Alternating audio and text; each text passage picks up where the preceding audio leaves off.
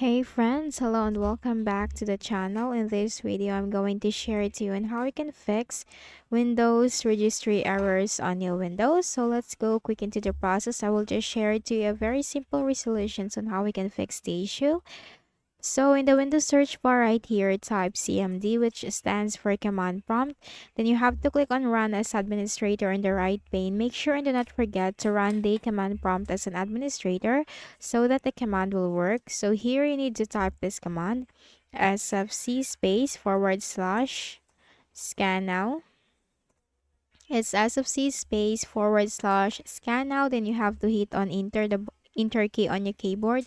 So the verification process will start from 1% and this will goes up to 100%. So let's just minimize this for now and move to the next method. In the Windows search bar again, type CMD. On the right pane, you have to click on run as administrator. Then here you need to type this command. So just simply follow me, DISM space / online space / cleanup dash image space / restore health. So it's DISM space / online space / cleanup dash image space / restore health and hit enter. So this process will also take some time depending on your Windows. So the duration of the process will be different from Windows to Windows. But here's the thing.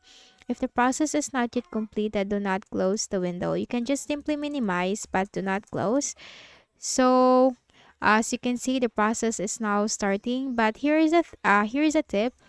If you are stuck at a certain percentage on your Windows or during the process or during days, like the process for the command, you need to simply press the space key on your keyboard. You can just simply continuously press that until the process will continue.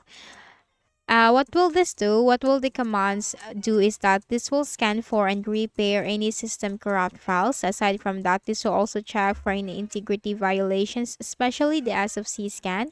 This will check for any integrity violations. So now it is completed and you just need to type exit, hit enter. And as you can see, this is now continuing the process. So for the second command, I will not just show you the whole process.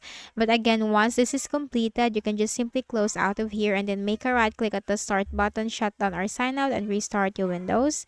Then for the next method, click on the start button, go to settings. In the list of options on the left pane, you have to click on system.